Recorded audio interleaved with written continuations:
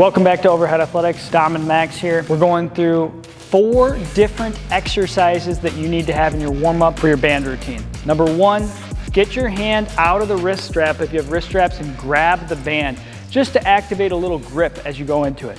The first one we're going into right away here is an external rotation at 90-90. Biggest exercise I see done improperly where athletes pull their elbow too far back or they let their arm deviate in compensatory patterns. So go ahead and go into it, Dom.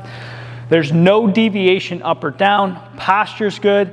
Core is locked in. You don't see a ton of rounding here. And he's coming back as far into external rotation as he can through his shoulder without any excessive lean. Perfect right there. Elbow stays just above the shoulder. That's one of the biggest compensatory patterns that we see. Now he's going to flip-flop. We'll attach the band a little bit higher here. We're going right into the opposite motion now of an internal rotation. Now I see this one done all the time where people are doing silly moves like this. We need to control the motion. That means he lets it come all the way back. He's actively squeezing his strap, and then he's going to come into internal rotation, keeping that elbow in the exact same spot. Shoulder stays down. Imagine that there's a little dot on your elbow, and that dot should not move in 3-dimensional space. He's coming into internal rotation, letting it eccentrically come back to where he feels okay. No pain at the ends of the range of motion. Good lunge stance. Once again, core's locked in, particularly on the throwing side. From here, we're going to flip-flop once again. We're going to go into a T. So now we're working the opposite side. We're working the muscles that stabilize the scapula. Super, super important because this is one of the biggest exercises I see done wrong where people are moving at really high rates of speed and maybe they're increasing their blood flow, but they're not actually enhancing, working on, improving, or training the shoulder blade to sit on the rib cage the way it needs to sit. So we're going to once again go into a nice lunge stance.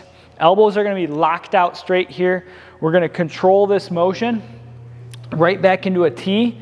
You can see, you know Dom's a thrower. He's got a little bit of asymmetry. So when he does this exercise, he's working on sitting that shoulder blade down against the rib cage, keeping his core locked in and holding that for just a slight pause at end range. Shoulders stay down, pulling through the middle of the shoulder blades. Now, Dom, just show me how we see it done all the time at the field where people are haphazardly just coming into the move. And you just see guys doing this. Now, I'm not going to say that's detrimental, but if you want to get ready to throw and you want to do so in the safest, most productive manner possible, do it the way we just showed it in the first part.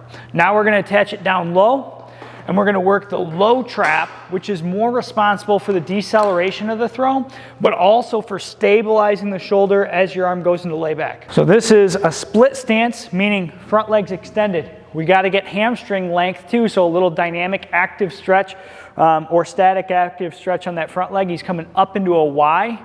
Shoulders stay down, elbows are straight. Lift that chest a little bit more, good. And then he's getting a nice hammy stretch on this front side. So great little hamstring stretch as he moves into the exercise. That's 4 band exercises that you have to make sure you're doing, putting the shoulder blade in the right position, putting the shoulder in the right position so that you can maximize your warm-up and actually improve how those muscles are working in the coordination around the shoulder before you step on the field.